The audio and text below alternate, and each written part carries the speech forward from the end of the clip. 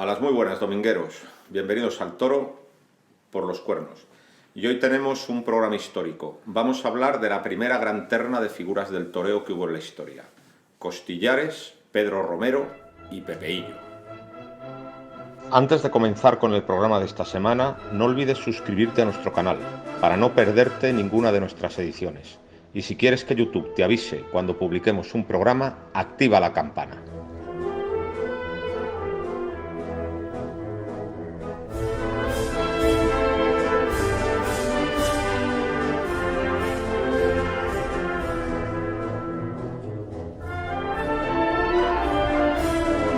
A las muy buenas, domingueros. Bienvenidos al Toro por los Cuernos. Pues tengo que empezar otra vez dando las gracias a todos los domingueros premium, todos aquellos fans del programa pues que se han apuntado a domingueros premium en altoroporloscuernos.es. Muchísimas gracias. Ya saben todos aquellos que han pasado por el portal pues que ahí hay muchos contenidos exclusivos que están originando un montón de comentarios, de lo cual me alegro mucho.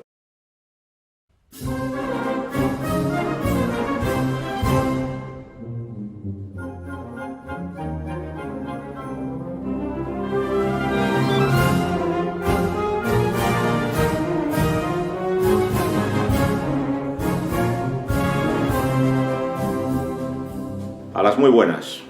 El banderillero Agustín Serrano nos va a contar una anécdota o nos va a contar lo que él quiera. Pues nada, voy a contar dos anécdotas. Una que me pasó siendo novillero y otra de banderillero. Es obligado a hablar de otra de mis debilidades, de José Fuentes Sánchez. Bueno, pues voy a hablar de Enrique Belenguer Blanquet, quizá el banderillero por excelencia o el peón por excelencia de la historia del toreo. No hay quinto malo. Seguramente han oído ustedes este aserto muchísimas veces. Bueno, pues esta anécdota la protagonizó José Díaz Agualimpia.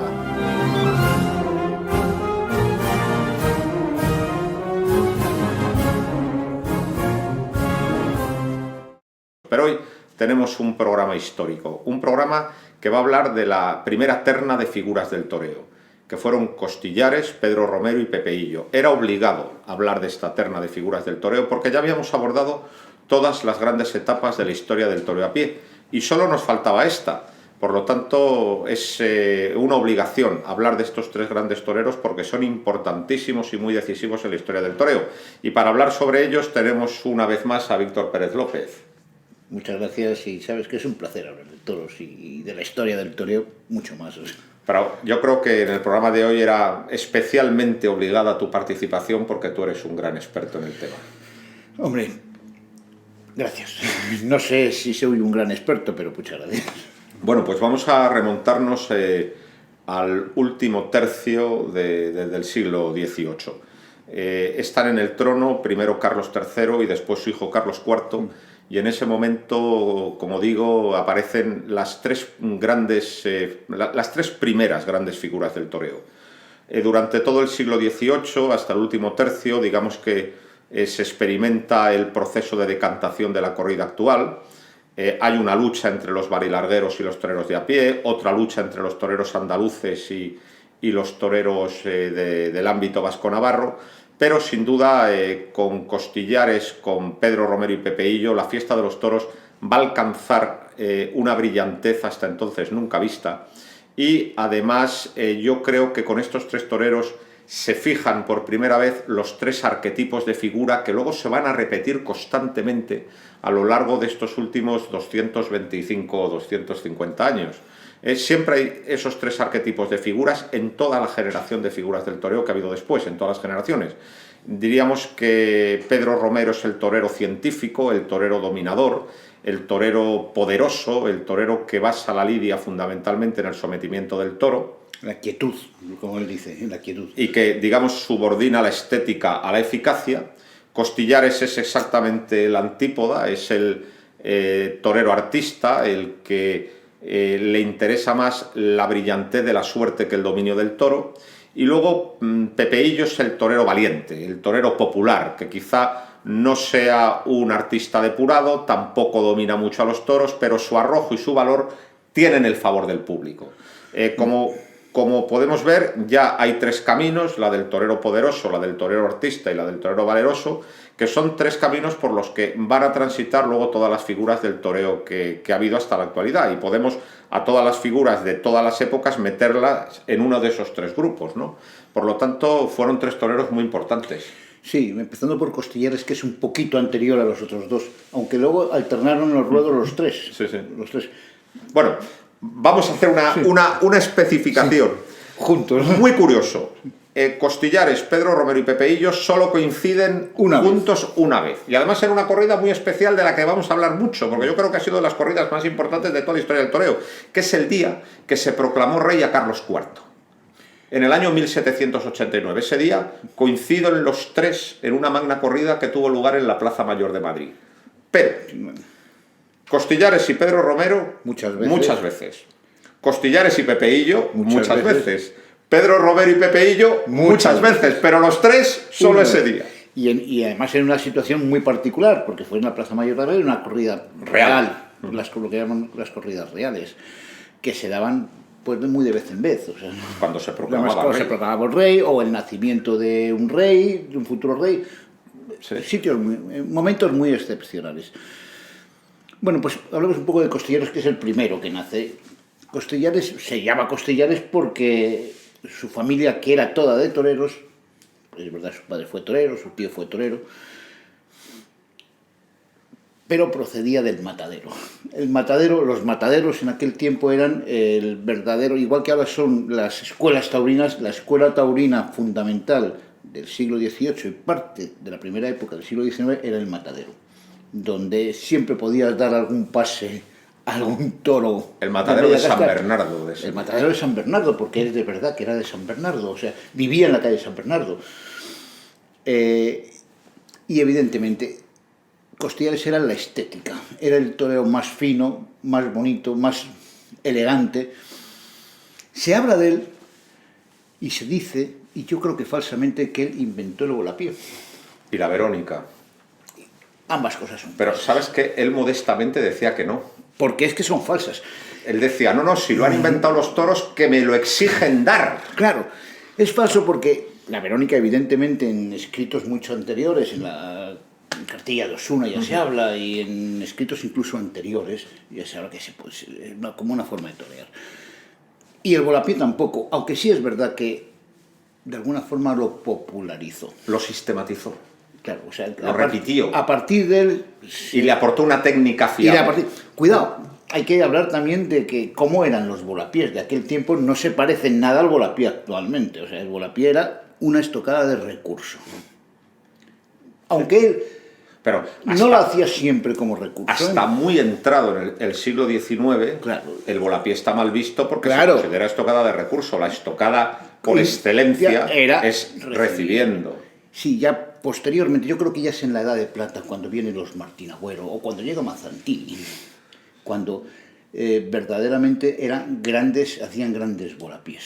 Sí. Y entonces dejó de ser un recurso para ser una gran estocada. Y también, o con Luis, o con Freja. Sí, y también coincidiendo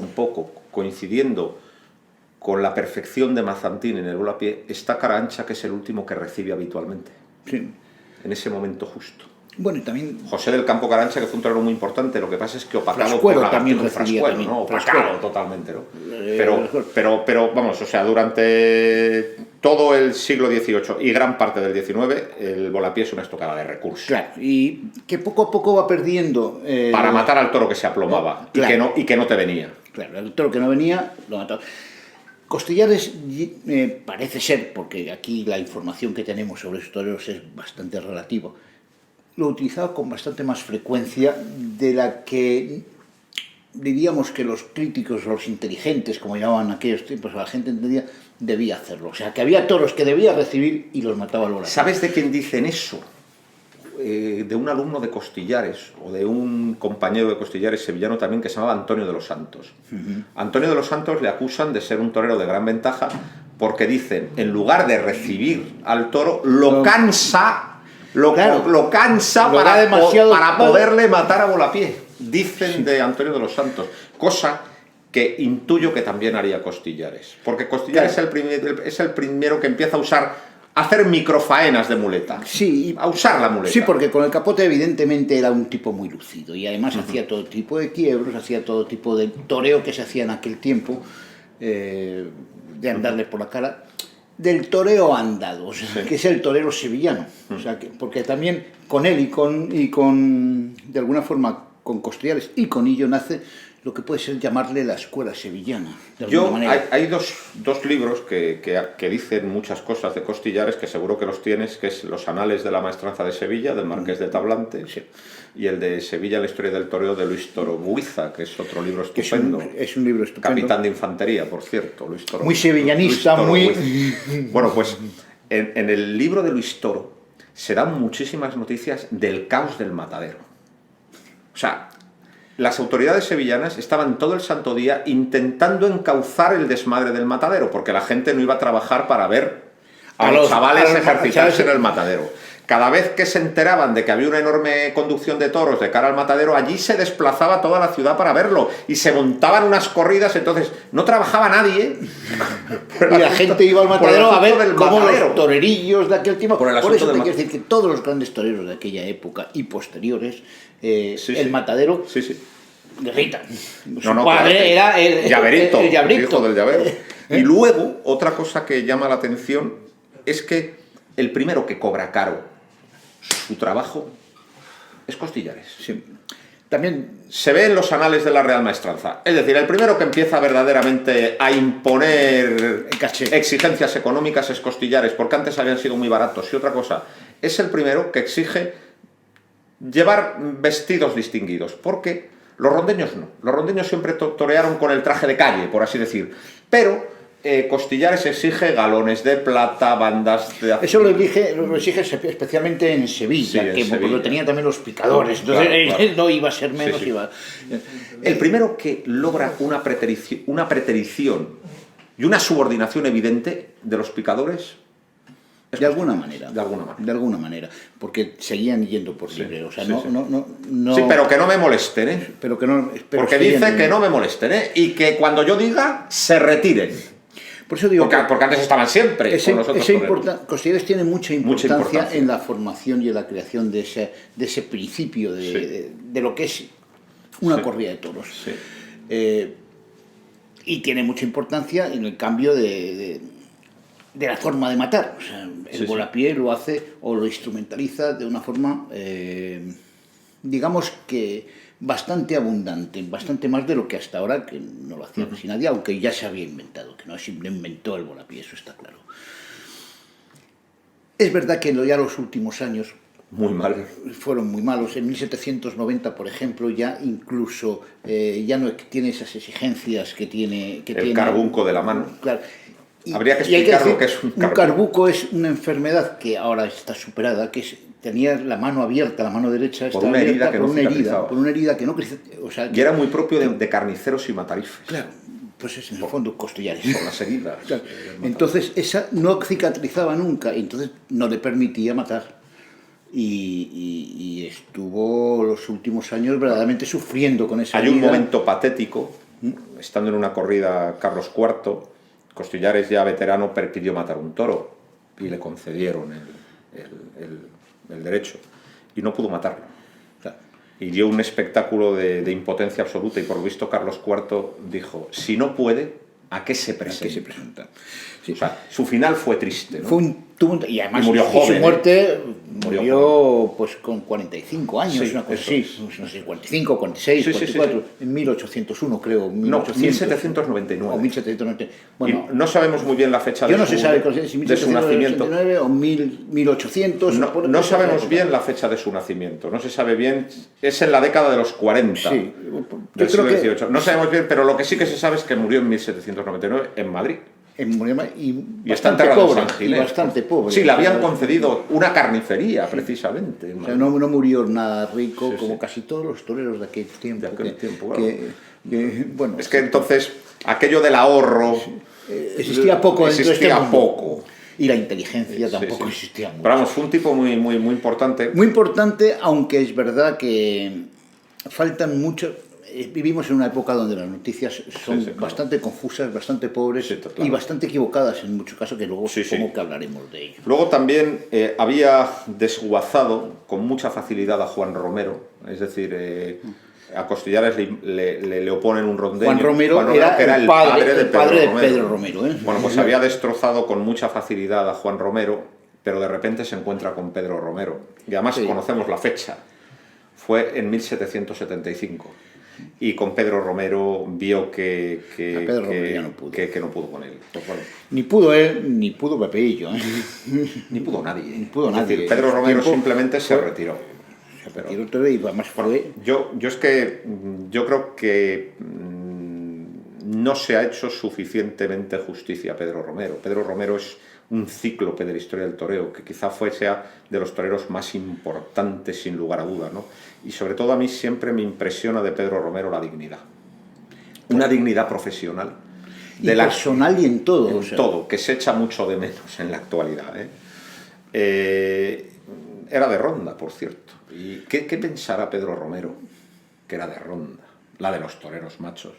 Cuando vea que el espectáculo taurino en Ronda ahora mismo quizás sea el más mistificado y el más falso de todos en esa corrida goyesca que suele ser un derroche de vanidad y de superficialidad y de convencido mistificación. que no iría a la plaza. Y por supuesto cuando los toreros aparecen vestidos como petimetres de opereta, cuando él siempre vistió con una sobriedad Absoluta. total. Absoluta. Entonces Pedro Romero es increíble. Nace en 1754, el mismo año que Pepe Illo, por cierto, y desde muy jovencito demuestra unas capacidades Sí, absolutas. ya con 17 años creo que su padre ya le Sí. llevó como banderillero a Madrid. Sí, sí. A él y a su hermano. Porque hay que decir que tenía... Todos eran Juan toreros. Romero tuvo cuatro Cuatro hijos. toreros. Y los 4 fueron toreros. 2 de ellos, por cierto, murieron en la plaza. Gaspar Y Antonio. Gaspar y Antonio Romero. Y después está Pedro Romero Y José. Y José Romero. Que además, por cierto, José Romero. José se llevaba fatal con Pedro. Y iba de medio espada con Pepeillo. Con la rivalidad sevillana. Cosas de familia. Cosas de familia. Cosas de familia.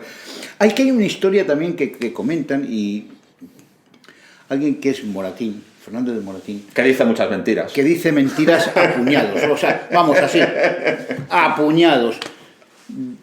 Hay una carta que hace al príncipe de Pignatelli, me parece que se llama, en el cual dice Que los toros los inventaron los moros, por que ejemplo. los toros se inventaron los moros, que el Ciza lanceó un toro en 1100, cosa que Sí, sí. evidentemente no está probada y seguramente es falsa. Y, por supuesto, que Francisco Romero Inventó la muleta y que cuando ni siquiera fue torero. La realidad es que no hay demostración de que Francisco... Sí que se sabe que el abuelo de Pedro Romero participó en las últimas corridas reales que hubo en 1723, participó como paje. pero una Eso cosa es se que sea sabe. paje y otra cosa es que sea matador, Bueno, que pero inventó la muleta. De todas maneras, la vida de Francisco Romero es tan nebulosa como la del africano, al que también se le ha atribuido la invención de la muleta. Sí, José Bayón. el africano. Manuel Bayón, el africano. No sé, Al que Manuel. también se le ha atribuido Que también todo el es invento falso. de la muleta, cuando la muleta estaba ya inventada. Pero vamos. Porque en la cartilla de la biblioteca de Osuna, muy anterior, Ya hay una referencia a un trapo trapo con un blanco palo, que se con un palo. Y si te ves en algunas miniaturas de monasterios medievales y tal, hay un tipo allí con un toro y una espada que tiene algo parecido a una muleta. La muleta se inventó hace muchísimo. Muchísimo tiempo. O sea, que era de otra forma y eso de un lienzo blanco pues sería blanco, Sí. blanco también, porque es verdad que una de las características de la muleta, sobre todo cuando tenemos información que es a partir de 1828, información abundante, hasta 1850 o 60, había cambios de muleta. O sea, como un toro no investía con una muleta roja, le ponías una muleta blanca o azul. Cuchares, cuando estaba contento, Muchísimas decía, veces. dame la muleta azul turquesa, que a este toro hay que torearle. En realidad, los trapos rojos se imponen en época de Lagartijo y Frascuelo. Claro, pero anteriormente había trapos de mucho, y como las capas, había capas de muchos colores, ¿no? Y vamos, y lo más clásico era el lienzo blanco. Y el lienzo blanco, sobre todo a los toros que no investían bien, o sea, yo no sé, pues decidían que había que cambiarla por un lienzo blanco porque se le quedaban mal los toros. Y vamos a ver, cosas que evidentemente no tienen mucho sentido. Entonces, Pero bueno, Pedro Romero primero debía tener unas facultades hercúleas, debía ser un Sansón. Va a matar la muy impresionante cifra de 5.600 toros. Sí, dicen que son 5.000 y además dicen, y sin cogerle ninguna vez. Solamente tuvo un revolcón en Egea de los Caballeros que un toro navarro le rompió los calzones, pero no llegó a herirle. O sea, una cosa absolutamente espectacular. Y entonces, claro, debió salir, cuando llegó a Madrid de primera espada, debió salir muy motivado para acabar con el que había acabado con su padre, que era Costillares, pero inmediatamente se encuentra con un tipo llamado Pepeillo. Que Pepeillo era un torero que no tenía sus cualidades ni mucho menos, pero tenía el favor del público porque era muy valiente. Es que era valiente como ninguno, Eso es. Era atrevido y era muy divertido. O sea, Valiente era un discípulo de torero, Costillares. claro, era el tipo de Costillares sin el arte de Costillares, sí. Pero con mucho más valor y entrega que Costillares. Eso es. Por eso digo que entre los dos crean lo que es la escuela, para mí, lo que en su día fue la escuela sevillana, igual sí. que Pedro Romero podría ser la rondeña. Sí, se abre ahí una pugna entre rondeños y sevillanos. Que desaparece con la muerte de ellos para mi gusto. Sí, además yo creo que Paquiro después es el gran ecléctico. Es un gran ecléctico que de las dice dos. O sea, que aúna las dos. Aúna las dos totalmente. Y Lagartijo aúna las dos. Y Guerrita aúna las dos. Entonces, por eso digo que esa escuela desaparece. Esa contradicción a la que, digamos, la crítica de la época habla tanto, de esa contradicción de que quien no domina, o sea, que quien es brillante en las suertes no es eficaz y no puede al toro, y al revés, que poder con el toro impone sacrificar el lucimiento. Con Montes evidentemente se demuestra que se puede ser efectivo y brillante a la vez, ¿no? Y que es las dos cosas a lo largo del toreo.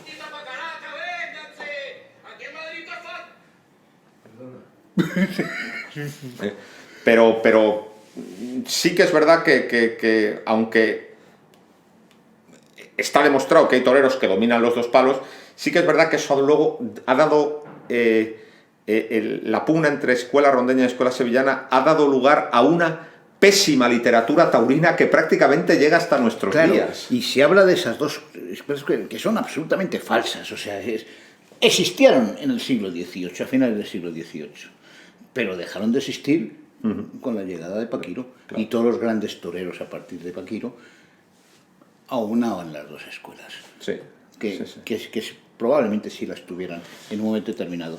Y luego hay una cosa muy, muy interesante, Pedro Romero escribió mucho en su vejez, y sabemos muchas cosas de él por lo que escribió, y por cierto, como seguramente Rafael Cabrera nos está viendo, que es el presidente de los bibliófilos taurinos, y tú que también eres bibliófilo taurino, yo creo que un libro que sería muy interesante es recoger toda la correspondencia de Pedro Romero, porque está por ahí, suelta, fragmentada. Entonces sería muy bueno hacer un libro de las cartas de Pedro Romero, donde estuvieran todas juntitas, ¿no? Pues y Antonio Bote, al farmacéutico de la Puerta del Sol, claro, con el que tiene una buena relación. Y tal. Entonces, precisamente, Pedro Romero cuenta a Antonio Bote que Pepeillo le caía muy bien. Es decir, mientras que con Costillares siempre muy mal, porque también era una forma de vengar a su padre, con Pepeillo muy bien. Dice, es un gran muchacho, muy simpático. Pepeillo debía ser un cachondo que entraba en todas las tabernas e invitaba allí a todo bicho viviente. Sí,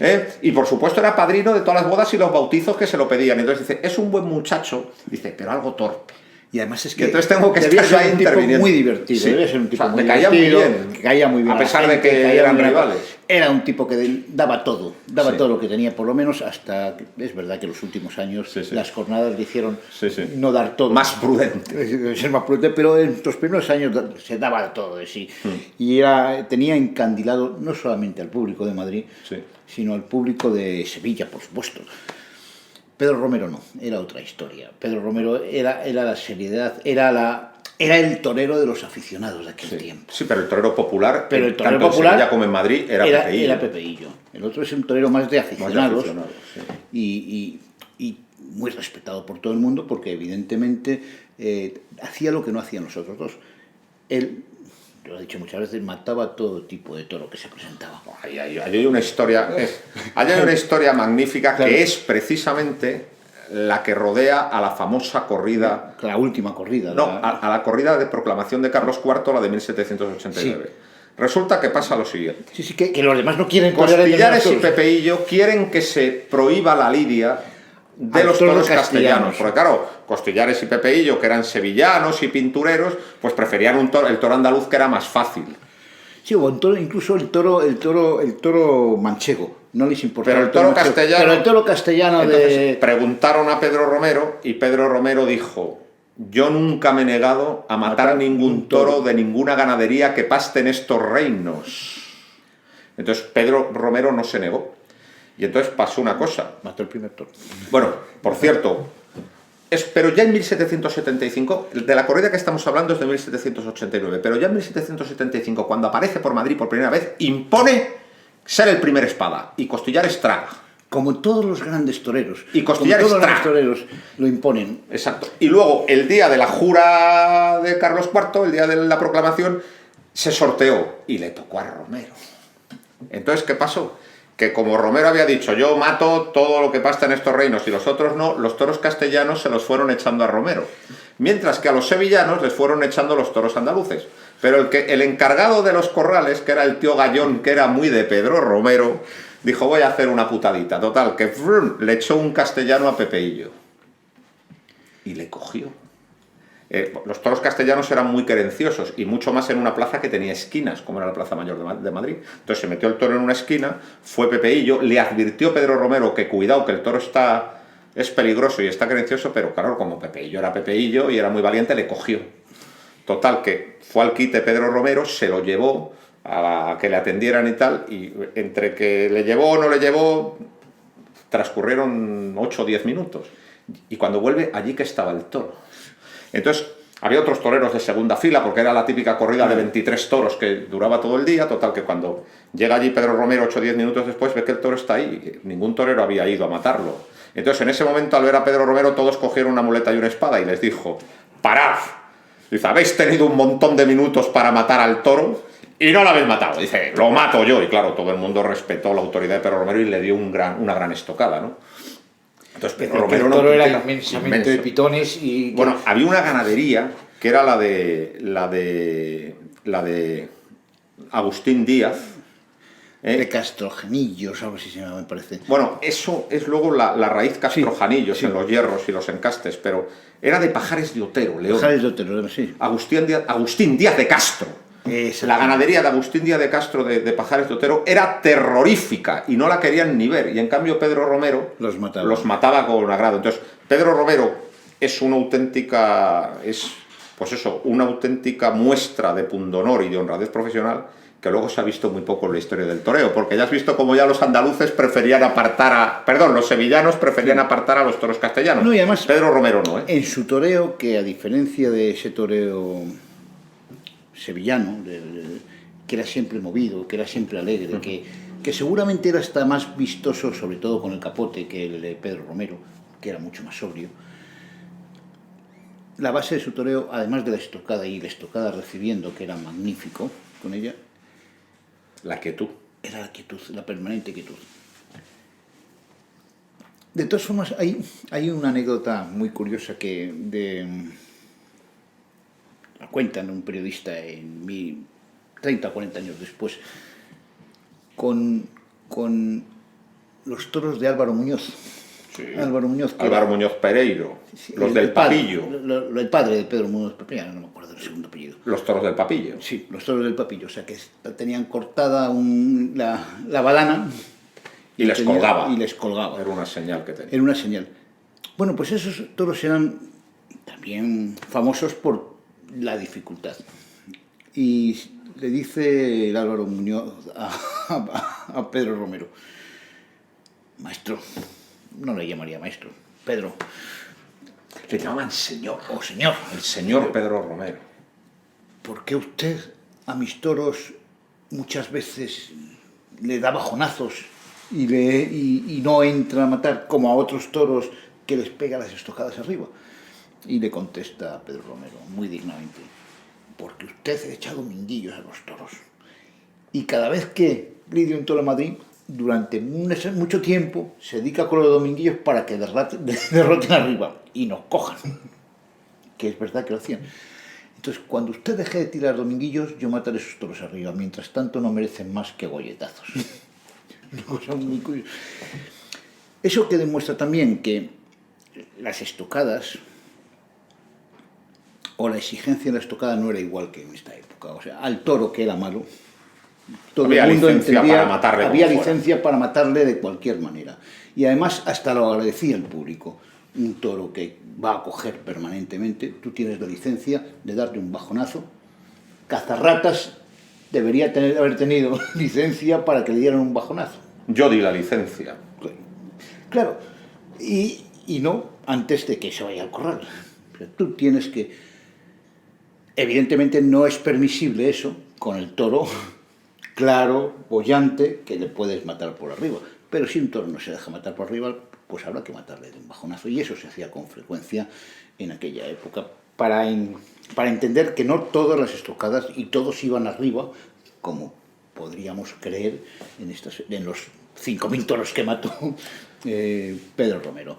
Y otra cosa que has dicho y que es conveniente resaltar es el deseo de quietud. Ese lo tuvo siempre. Hay un deseo de Pedro quietud Romero. que luego, tú fíjate, lo que va a tardar en concretarse.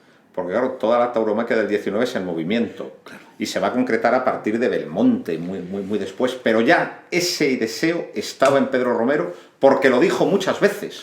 Que Claro, hay que estar en las quieto cartas... y esperar tranquilo la cabezada del toro. Sí, sí, y además, esas son las... cuando él fue el director de la Escuela de Tauromaquia de Sevilla, él pone unas máximas, Que son 8. que son 8 máximas. Y que las vamos a leer, Sí, yo porque creo- son bastante actuales. Las lees tú porque yo tengo mal vista. ¿Las leo yo? Sí, mejor. La letra es muy pequeña en este folleto. Está aquí. Y Aquí empieza. Bueno, pues Pedro Romero, de 1830 a 1833, pues fue director de la Escuela de Tauromaquia de Sevilla. Por allí pasó mucha gente importante. los más importantes de aquella época, porque Pasó pasó Paquiro. ni más ni menos Paquiro y Cúchares. Sí, que era el niño bonito de Pedro Y Romero. José de los Santos, que era un hijo de... Y otro que pasó, Desperdicios. Y Desperdicios. Sí, sí. Entonces, pues Pedro Romero, por lo visto, en la entrada de la Escuela de Tauromaquia de Sevilla, que estaba en el Matadero, ¿Cómo no? También. ¿Cómo no? pues hizo grabar estas 8 máximas, que yo creo que hay algunas que son muy actuales. 1. El cobarde no es hombre, y para el toreo se necesitan hombres. 2. Más cogidas da el miedo que los toros. 3. La honra del matador está en no huir ni correr jamás delante de los toros, teniendo muleta y espada en las manos.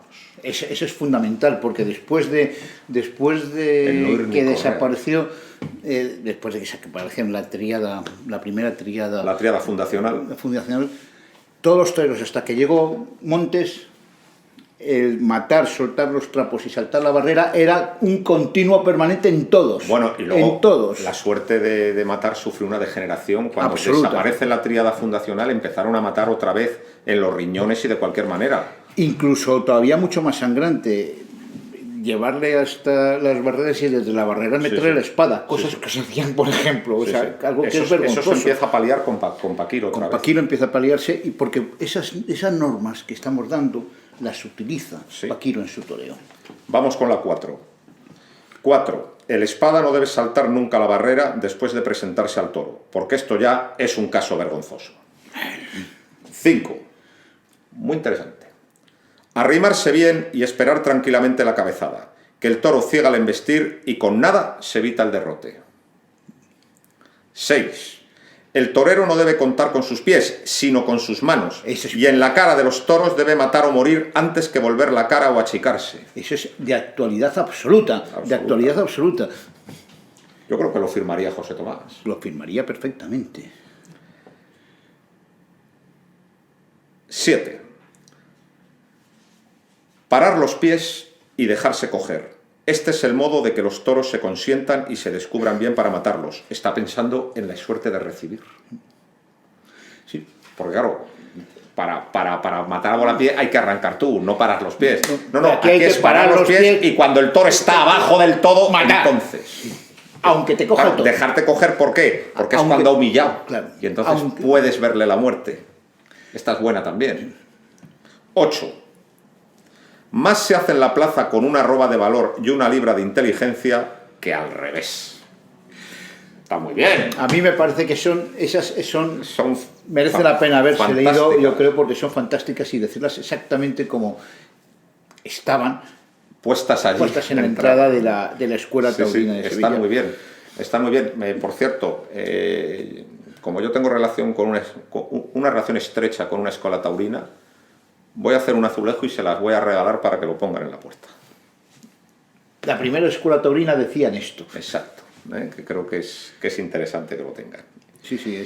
Y luego, antes te he dicho que Pedro Romero tenía una enorme dignidad, y dignidad profesional, al no haber puesto nunca pega a ninguna ganadería, al no haber puesto nunca pega a ningún compañero. Pero también una enorme dignidad. Bueno, se retira, digamos que en la cumbre de la gloria en 1799. Sí.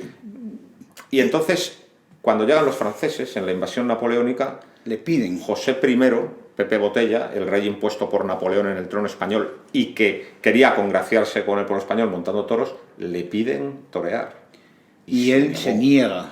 Y se Con negó. dos narices se niega y sigue en su ronda natal hasta que llega a la Escuela de Tauromaquia, que ahí ya sí que ya salta. Y no Bueno, puede.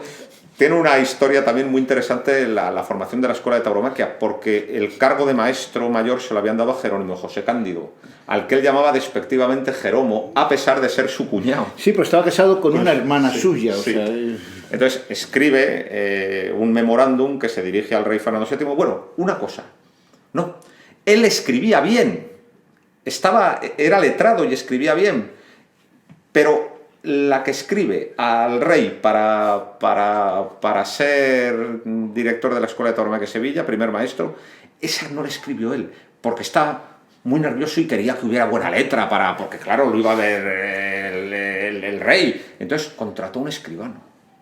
Pero las otras las escritas las escribió él. De hecho, yo he visto algún original y no escribe no estaba mal. del Bueno, todo, total. o sea, bueno, que escribe un escribano y que contrata un escribano y dice eso: yo he matado todos los toros que ha habido, he yo toreado. soy el matador más antiguo, porque exacto. la antigüedad era muy importante. era algo que es importantísimo. Y sobre en los todo, toros. dice, y no he toreado nunca para el francés. Dice, cosa que no pueden decir muchos. Y entonces le dan el cargo. En cuanto lo leyó, Fernando VII dijo, hombre, aquí estamos haciendo una tremenda injusticia, lo sentimos y te damos aquí el cargo. Entonces el segundo de Cándido, que era el sombrerero, realista, furibundo y seguidor de Fernando VII hasta la muerte. Hasta la muerte, dijeron, bueno, tú sigue. Le echaron directamente. Quedó de primer maestro Pedro Romero y de segundo Jerónimo Y- José Cándido, que por cierto, Jerónimo José Cándido también es un arquetipo del que no hemos hablado, que es el del profesional gris. Es decir, Sí. Pedro Romero es el poderoso, Pepeillo el valiente y Costillares el artista, pero Jerónimo José Cándido es ese torero que no puede ser primera figura porque no tiene una personalidad ni definida ni acusada, pero que como todo lo hace medio bien, pues está en un Hombre, digno segundo plano. En realidad con Guillén fueron las máximas figuras después cuando se volvieron a torar antes de la llegada de Juan León, que yo creo que fue superior a ellos. Siendo Guillén mejor, Guillén es una esperanza Guillén- rota cuando le mata el toro. Claro, sí. Y es la época de Gris, de alguna forma, que el primera espada era Cándido y siempre era bueno, pues era un torero, como tú dices, perfectamente gris. Que curiosamente después de la Escuela de Tauromaquia volvió a torear incluso en la Plaza de Madrid. Hasta muy tarde. Hasta con 60 y tantos años toreó, incluso creo que la última corrida estuvo tan desastrosamente mal que no fue incapaz de matar un toro y En cambio, se hizo con él una cosa también que es muy, muy poco común. Era, se lidiaran 8 toros para que el maestro Cándido elija el que quiera. Elija el que quiera. No te toca, sino tú lo eliges, que para eso eres el más antiguo de aquella época. bueno, Es una cosa muy hay curiosa. cosas posteriores, muy posteriores, que son muy interesantes. Por ejemplo, en el año 1918, cuando Joselito obliga a su hermano Rafael a retirarse porque estaba hasta las narices de sus petardos, las despedidas tanto de Madrid como de Sevilla fueron muy particulares. Es decir, una terna en la que estaba Joselito mató 6 toros sorteados, pero el gallo mató por delante uno solo de Contreras. ¿O no? Ganadería La más fácil del momento. fácil y favorita, que es curioso hablar de Contreras, porque fíjate, en Madrid por lo menos, ganadería favorita de las figuras, y ganadería que tiene el récord de toros fogueados en la Plaza de Madrid. Sí, señor. El récord de toros fogueados por mansos, pero tenía una característica. era mansedumbre, pero después Toreable. eran bonancibles con la muleta. Sí, sí. Entonces, ese cambio, eso que consiguió Juan Contreras, digamos, fue el primer experimento del toreo moderno. Bueno, Pero manso y bonancible, ¿no? Y volviendo a Pedro Romero, pues se había retirado en 1799, pero sí que es cierto que luego, cuando en sus viajes a Madrid, ya muy mayor, ya siendo anciano con 60 años, se le pidió que toreara y toreó y mató. En un ambiente fervoroso y por lo menos 2 veces. Por lo menos 2 veces. O sea, que mantuvo las facultades hasta prácticamente... Las mantuvo siempre porque toreó mucho cuando estuvo en la escuela de tauromaquia, en los años 30 y tantos. O sea, él... Muere en el 39, me parece. Murió en el 39, sí. Me parece. Bueno, la verdad es que la escuela de tauromaquia duró nada más morir Fernando VII, la piolaron, eso era un gasto inútil y desapareció, ¿no? Pero que es verdad que él, yo creo que se mantuvo hasta el año 32, 33, 34 con facultades. Con buenas facultades. Hombre, se dice que es una familia longeva, se dice que su abuelo, Juan Romero, murió con 102 años, o sea... Francisco Romero. Perdón, Francisco Romero. El que no fue torero no fue bien. torero. Pero vamos, que no se encuentra ningún cartel de él en ninguna plaza del mundo, ¿eh? Lo que se dice en todos los libros es que era una familia de carpinteros de Ribera. Sí, era malagueño O sea, mientras que los sevillanos todos venían del matadero, los rondeños siempre dice, era carpintero de Ribera. Dice, su primer oficio, pero de todos los rondeños, era carpintero de Ribera. ¿Qué era ser carpintero de Ribera? Pues no lo sé. Yo tampoco. Pues no lo sé. No lo sé. A lo mejor me estoy equivocando y alguien nos puede sacar de la duda, pero probablemente lo que se llamaría carpinteros de Ribera es a los que, digamos que a los que apañaban los troncos para ya ser llevados a las serrerías. Ya sabes, pues ya pelados, algo de eso sería. Sí. También había muchos zapateros en Mucho. el mundo del torero. Bueno, a Pepeillo sus padres le quisieron dedicar a zapatero, pero él se escapaba y iba por ahí al también, o sea, Pepeillo que... Pero entonces, tú fíjate... Y que incluso yo creo que es el aprendiz de zapatero. Sí, pero tú fíjate que zapatero, que luego ha sido pues una profesión conocida por humilde, entonces era una profesión de cierto prestigio. Claro. Sí. Como ser sombrerero. Ser sombrero era de prestigio. De los Miura eran unos grandes. Son los primeros que trajeron el sombrero inglés, el ¿cómo se llama? Stausion, algo así se llama, no me acuerdo. Alguien me lo dirá correctamente de nuestros sabios videntes. Pero vamos, y otra cosa, habría que hablar de Goya. Goya es muy importante porque refleja perfectamente la etapa en que están esos 3 toreros. Y la anterior. En su juventud en la plaza de Zaragoza. O sea, pinta un montón de heroicidades y de locuras de los navarros, de Martincho y de... Pero también pinta una cosa que es muy curiosa, que se daban... pinta la muerte de Pepeillo. Y pinta la muerte de Pepeillo. De la que tenemos que hablar. Y también se pinta, por ejemplo, el famoso moro, que después alguien se inventa de que...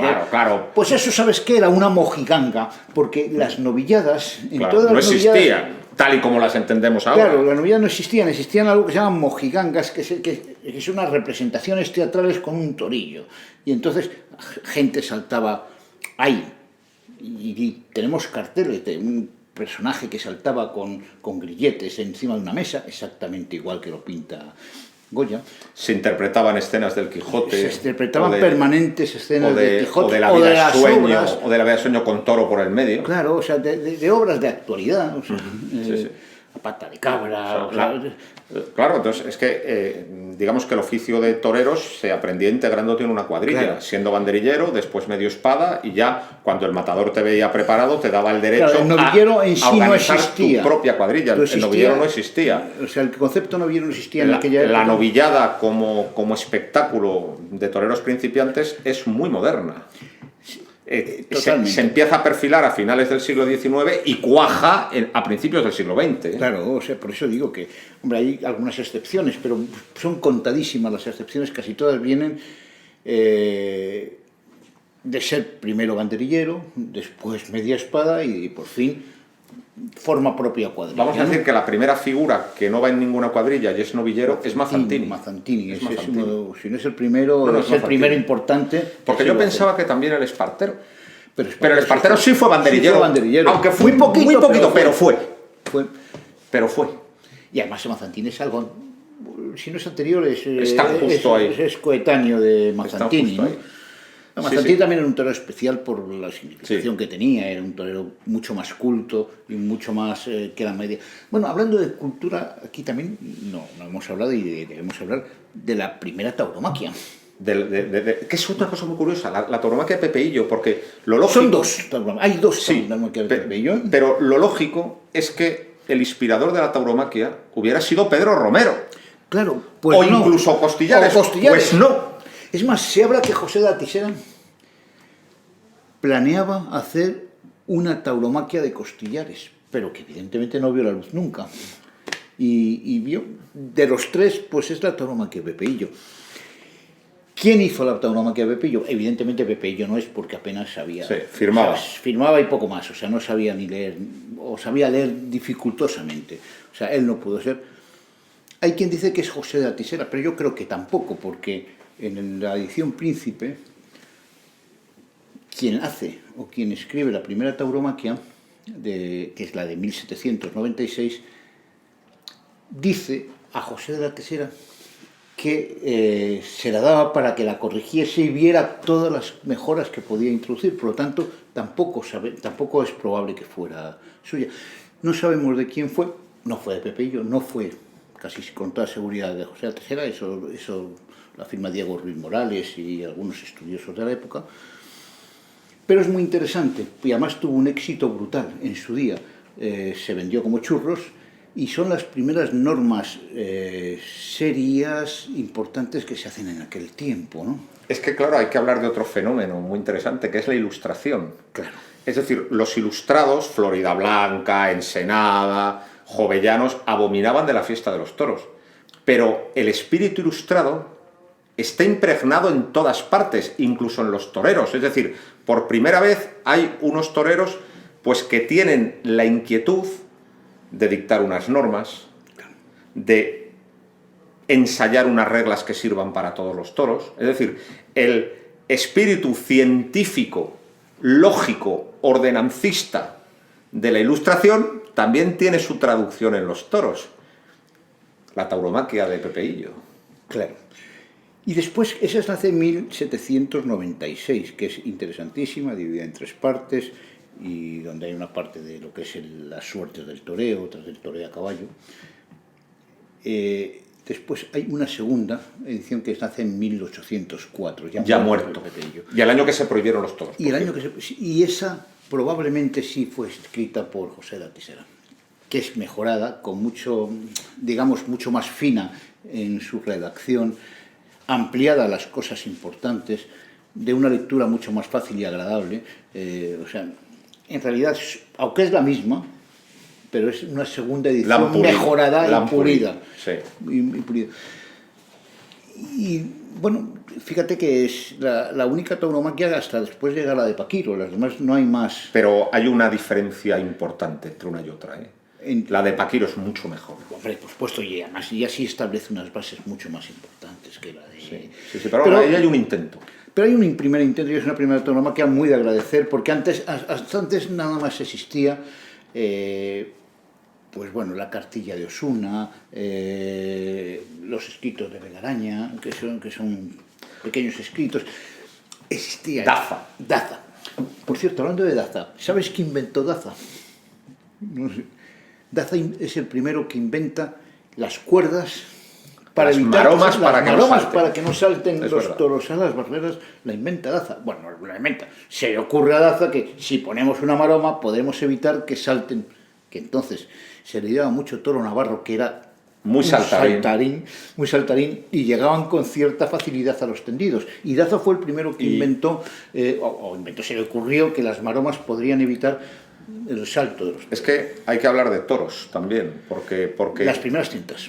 Las primeras tientas, por supuesto, con otro criterio. Es decir, digamos que en un momento dado, digamos que las ganaderías son polifuncionales. Entonces se tienta de un modo rudimentario, entonces el que demuestra que es bravo va para la corrida de toros, el intermedio para la novillada, para la mojiganga, y el otro se le castra para güey.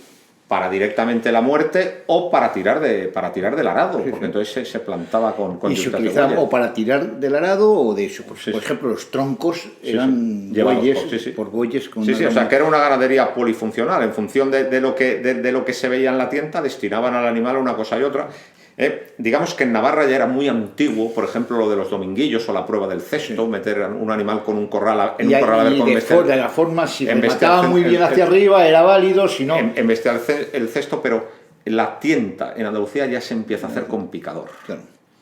No, y sobre todo el tipo de acoso. Sí, o sea, acosado y picador. acosado y picador. O sea, son otros tipos de tienta. Ahí Y eso ya se empieza a hacer con yo creo que en tiempos de Pedro Romero y Pepeillo. Y se ve ya que los ganaderos andaluces van por delante de los otros.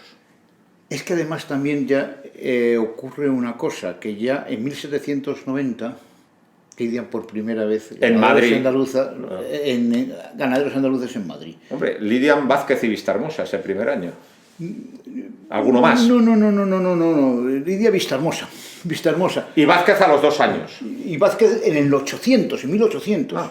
Pero en cambio, hereda la antigüedad de Hereda la Vistahermosa. antigüedad, algo asombroso. Es una cosa rarísima. Es una cosa rarísima que Vázquez, más que Vázquez, el duque de Veragua, hay que decirlo, porque pero al principio esa antigüedad no la tenían tan clara. Más que Vázquez es el duque de Veragua, el que de alguna forma dice, no, el más antiguo soy yo. 2 de agosto de 1790. 2 de agosto de 1790. Que, por cierto, debió ser una corrida durísima y bravísima, porque 30 años después yo he visto escritos que están haciendo referencia a esa corrida como la más brava que ha salido, sobre todo cuando la ganadería pertenecía entonces al famoso Barbero de Utrera.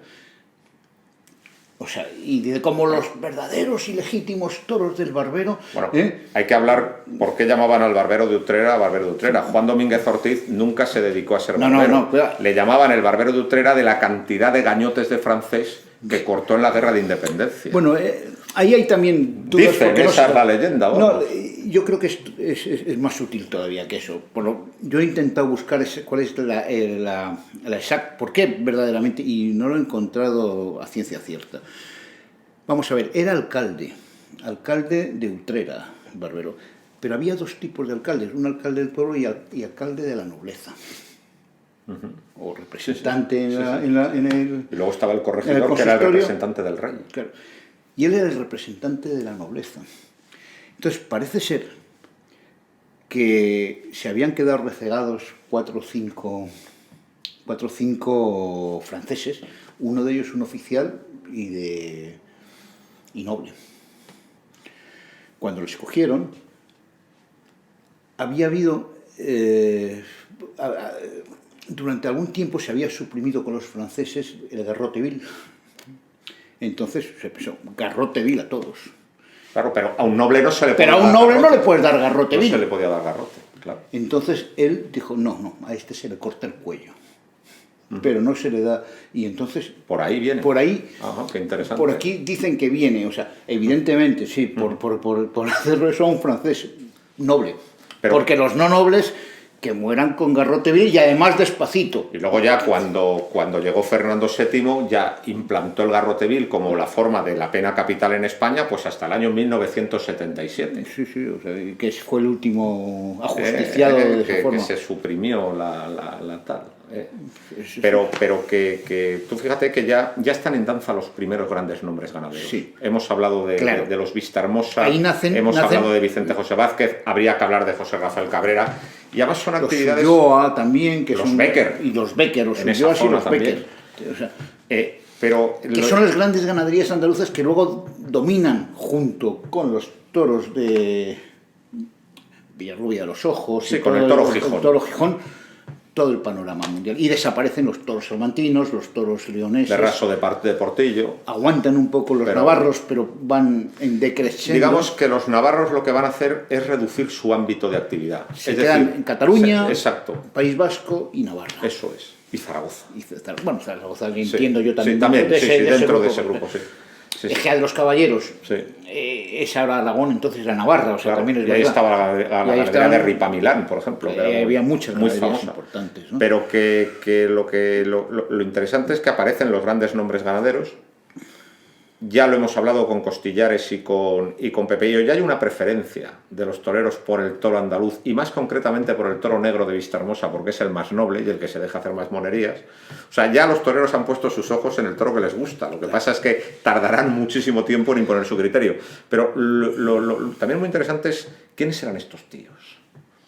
Porque claro, se habla de conde de Vistahermosa, Vicente José Vázquez también fue todos eran nobles, pero todos títulos comprados o regalados, sí. Eran burgueses todos, es decir, se dan cuenta que el toro de plaza vale más dinero que el toro de abasto, entonces dicen, esta es una actividad interesante, entonces ya se empiezan a constituir las primeras ganaderías profesionales. Vázquez fue más recaudador de impuestos, de diezmos. Así es como se hace con lo de Vistahermosa. Así es como se hace lo de Vistahermosa, cobrando diezmos y hace una ganadería con todos los ganados importantes de Becker... Habría que hablar lo que era un diezmo. Era un derecho que tenía la Iglesia, era como un impuesto que tenía la Iglesia y que tenían que dar todos. Entonces lo que hacía Vázquez era adelantarle ese dinero a la Iglesia.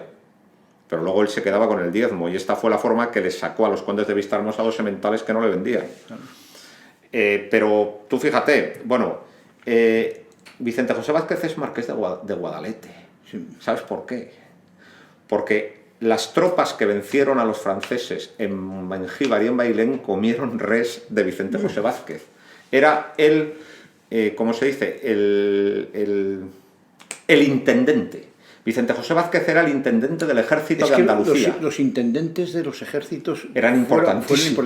Claro. Gaviria, que fue intendente del ejército, daba mantas y demás historia al ejército en las guerras carlistas y anteriormente. Pues Vicente José Vázquez era el intendente del ejército de Andalucía en la guerra de independencia y entonces, claro, pues todo lo que se comía allí era de Vicente José Vázquez, pero luego cuando acabó la guerra de independencia el rey Fernando VII no tenía cómo pagarle. Entonces, para contentarle, le hizo marqués de Guadalete, que a él no le gustó. Entonces, pues nunca se llamó marqués de Guadalete, o sea, nunca, igual que otros, y luego los condes de Vistahermosa compran el título. O sea, ¿sí? Era cuando ya habías ganado mucho dinero, digamos que la cúspide en el ascenso social era comprar un título. Claro. Pero aunque todos, pues eso, aunque tengan un título, no son aristócratas, son burgueses que han visto que con el toro se gana dinero y se gana fama.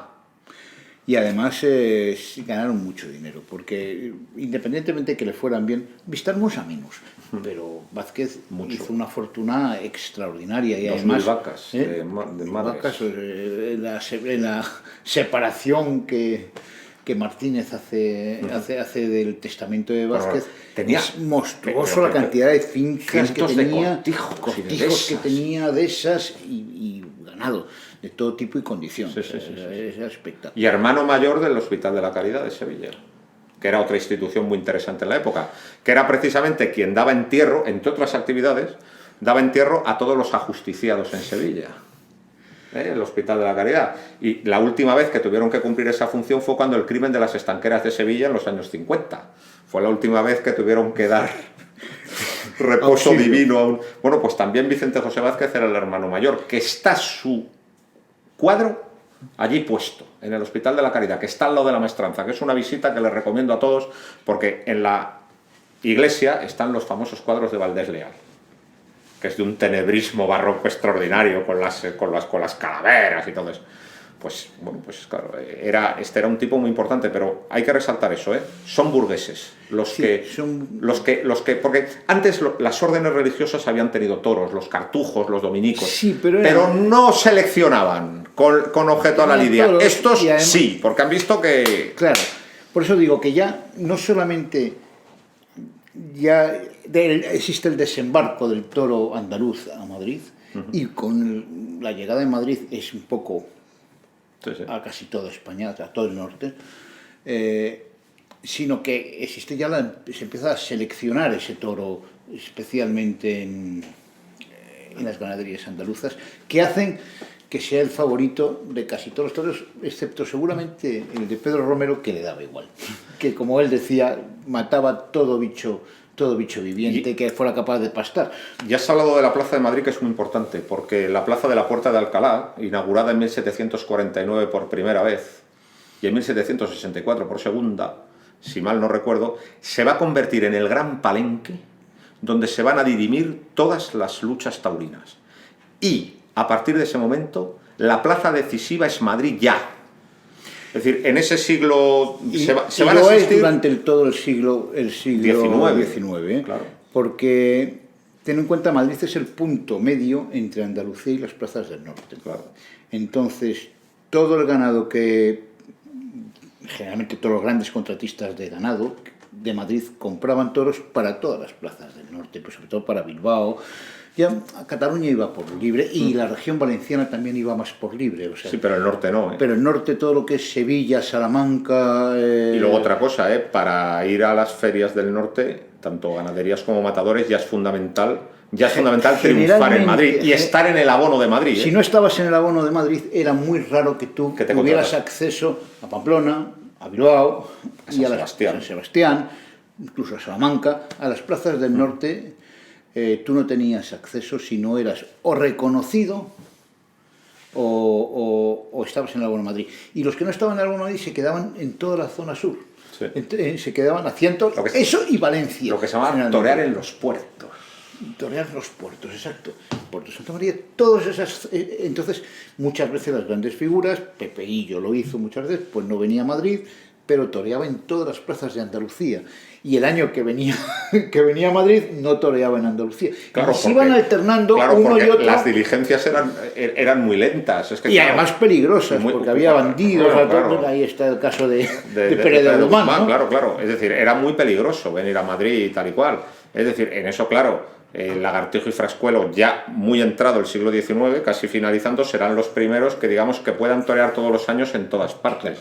Pero hasta ese momento no. Hasta ese momento, generalmente, cuando tú te trasladabas a Madrid, estabas en Madrid, te establecías en Madrid y hacías incursiones al norte de España, pero no al sur. Sí. En todo caso, como mucho, bajabas hasta Córdoba, ¿no? Sí. Y luego, claro, tenemos que hablar de los picadores de la época, porque todavía no se pica toro parado. Es con quien ejercitando su poder, empieza a exigirles que paren el caballo, es Paquiro. Entonces todavía se picaba a caballo levantado, es decir, pasaban por allí y le daban un refilonazo. Y especialmente en tiempos de Pepeillo y de tal. En ese tiempo, evidentemente... Claro, fijaros que entonces, generalmente los picadores picaban con sus caballos. O sea, no había un contratista de plaza de caballos, sino ellos llevaban su caballo. Por eso estaba el mérito de algunos picadores, y que han hecho, que hoy lo vemos, y picó con un solo caballo toda la corrida. O sea, evitaba que... Con media de seda, decía. Con media de seda, decía, exactamente.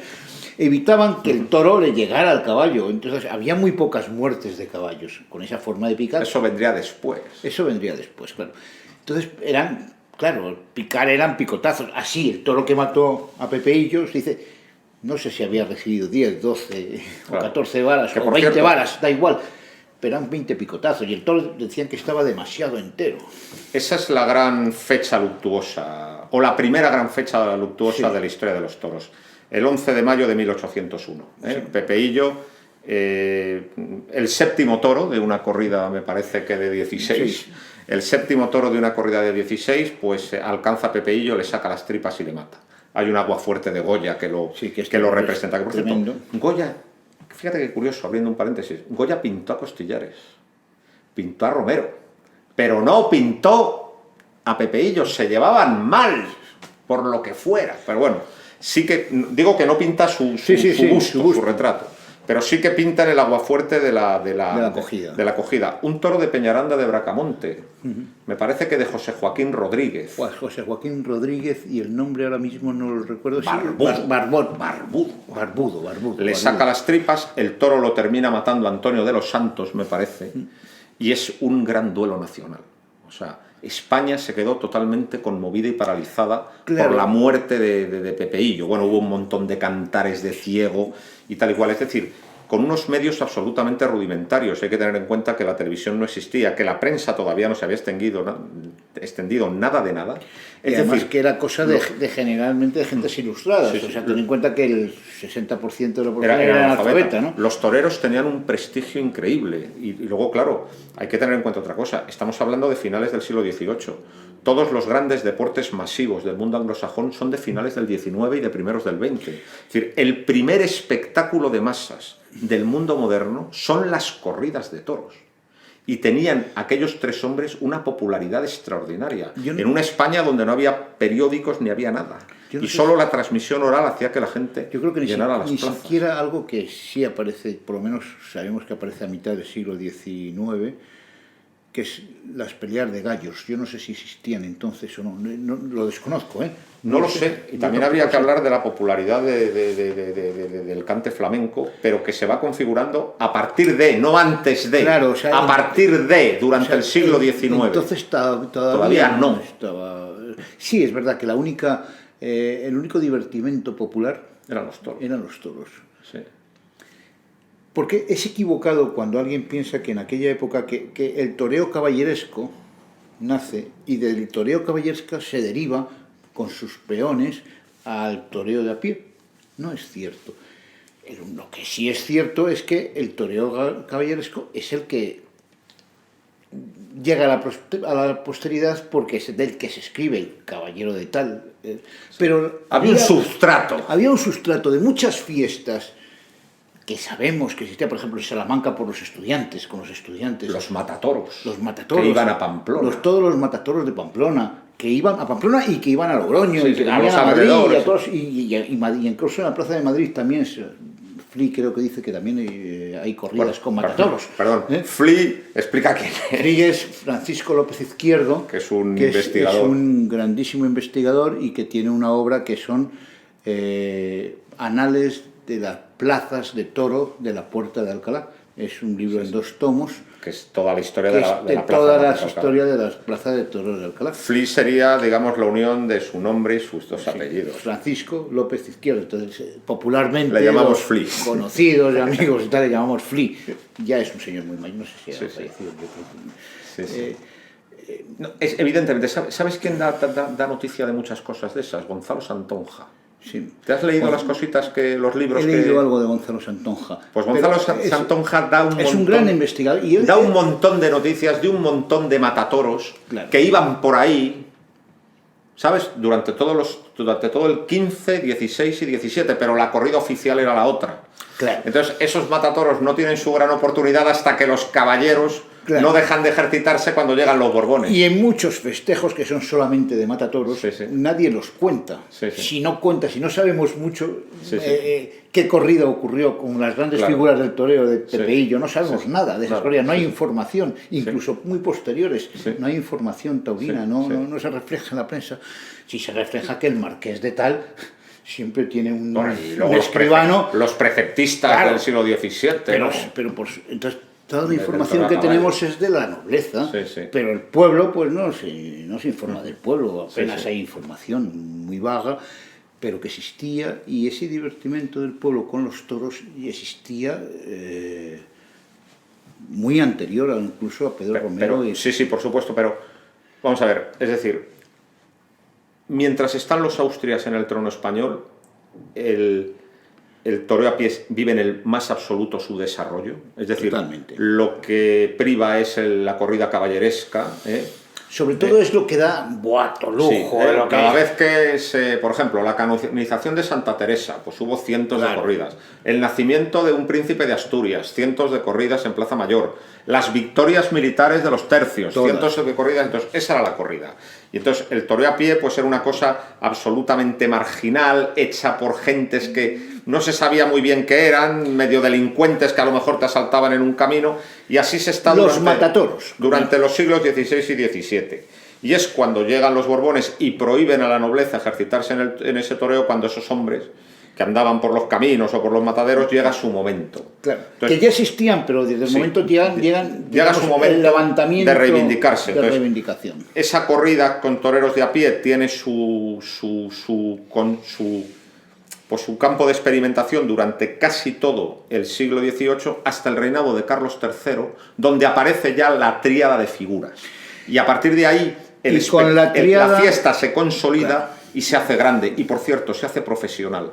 Toreros que cobran, ganaderías que cobran y locales construidos al efecto. Que digamos que la plaza modelo es la de la Puerta de Alcalá de Madrid, pero que luego se irá multiplicando el ejemplo en todas partes. Sí, después evidentemente el crecimiento ya es posterior, ya es en los años 40 y por supuesto ya es en todos los pueblos de España ya con Lagartijo y con Joselito, pero ya empiezan a crearse foros, evitar las plazas cuadradas, que fíjate, me parece que se nota lo que Pepe y yo, es que habla de cómo se deben lidiar, claro, que no se metan en las esquinas, esquineros, que se meten en las esquinas. Claro, es que ten en cuenta también que la plaza de toros es un producto de la Ilustración.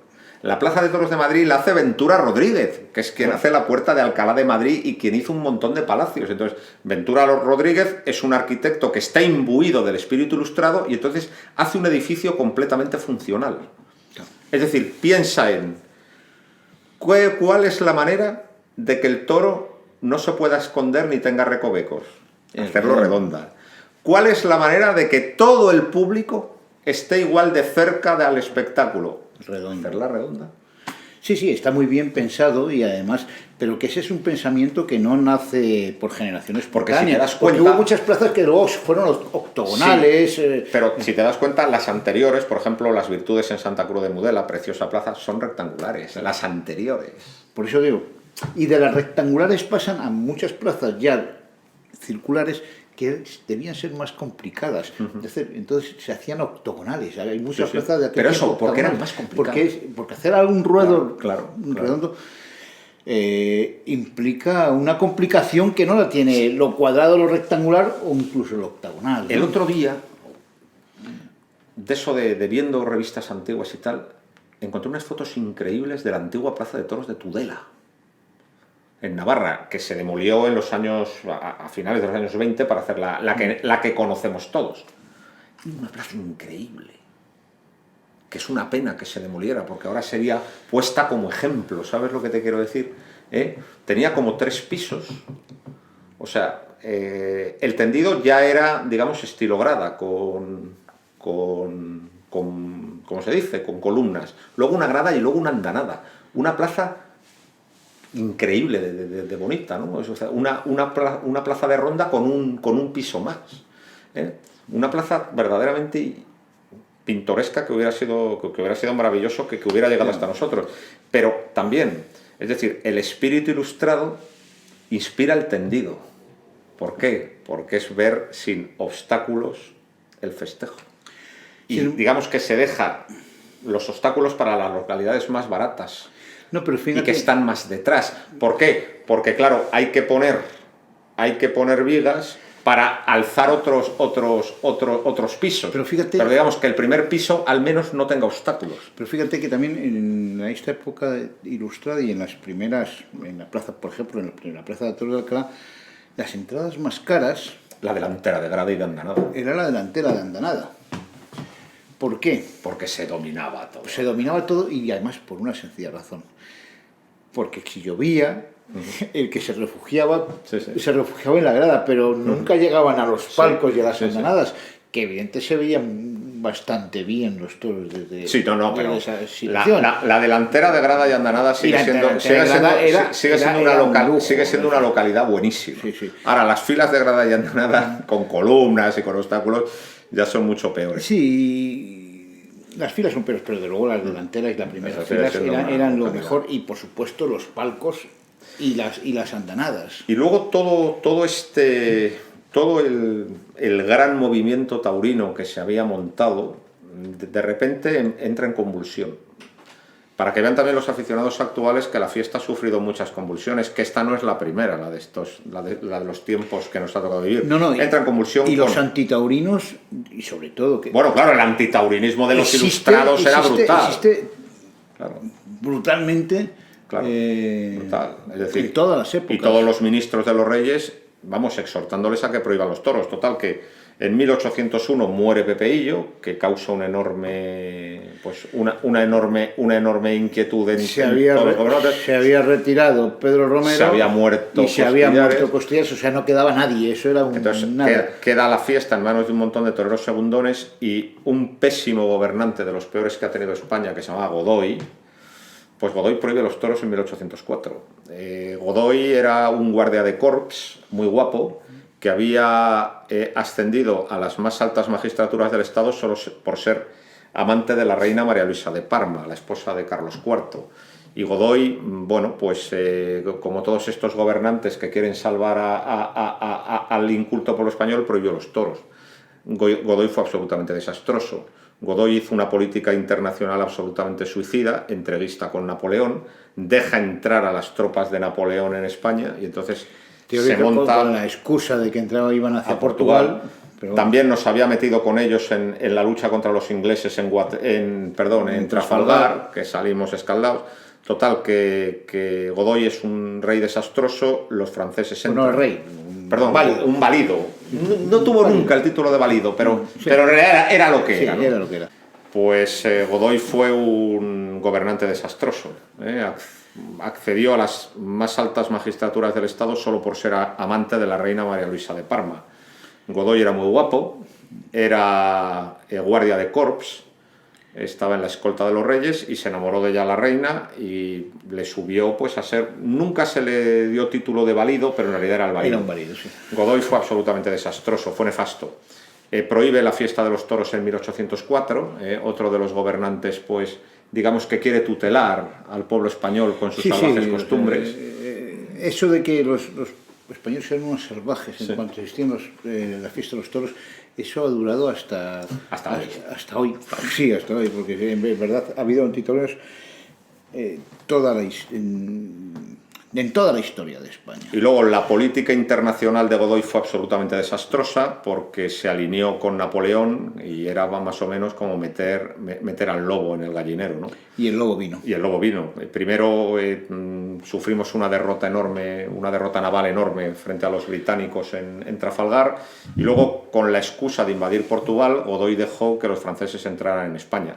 Los franceses entraron como un elefante en una cacharrería, pues robándolo todo y arrasándolo todo, y entonces inició la Guerra de Independencia, que duró 6 años, y donde el pueblo español mostró un heroísmo sin igual para echar al invasor. Y donde dentro del mundo de los toros, el gran torero que es Pedro Romero, ya lo hemos dicho antes, pero hay que repetirlo, se negó. Pero no todos se negaron, porque hubo corridas de toros, sí. Sentimientos, Luis Núñez, Sentimientos, toreo en aquel tiempo. Y varios más. Porque José I reinstauró la fiesta de los toros para congraciarse con el pueblo español. José I era el hermano de Napoleón, a quien Napoleón había puesto en el trono de España. No fue un mal rey. Fue una persona que quería quería modernizar de alguna forma. No, y también quería estar bien con el pueblo. Lo que pasa es que, claro, era un invasor. Y luego los generales de Napoleón, como Murat, que eran unos auténticos salvajes, pues claro, hicieron que su reinado fuera un auténtico desastre. Total, que el pueblo español, con la ayuda de Wellington, pues logra echar a los franceses tras 6 años de lucha. Y la fiesta quedó totalmente destrozada, asolada completamente. Menos mal que luego, pues a los pocos años apareció Paquiro y volvió otra vez a resucitar la fiesta. Y otra vez, de alguna forma, con Paquiro toma importancia las 8 claves que tenía la Escuela de Tauromaquia de Sevilla, porque de alguna forma él sí las implanta. Sí. Y a partir de entonces se implantan dentro del toreo en gran parte todas esas normas. A partir de Paquiro, pues digamos que la fiesta en su esplendor se restauró, pero había que hablar hoy de Costillares, de Pedro Romero y Pepeillo, porque fueron las 3 grandes figuras del toreo. Son quienes consolidan definitivamente el espectáculo tal y como ahora se conoce, el espectáculo profesional, y en estas panorámicas históricas que hacemos en el Toro por los Cuernos, pues era inevitable dedicarles un programa. Muchas gracias, Víctor, otra vez. Un placer, como siempre. Muy bien, y pues de nuevo, gracias por su fidelidad y sigan viendo al Toro por los Cuernos.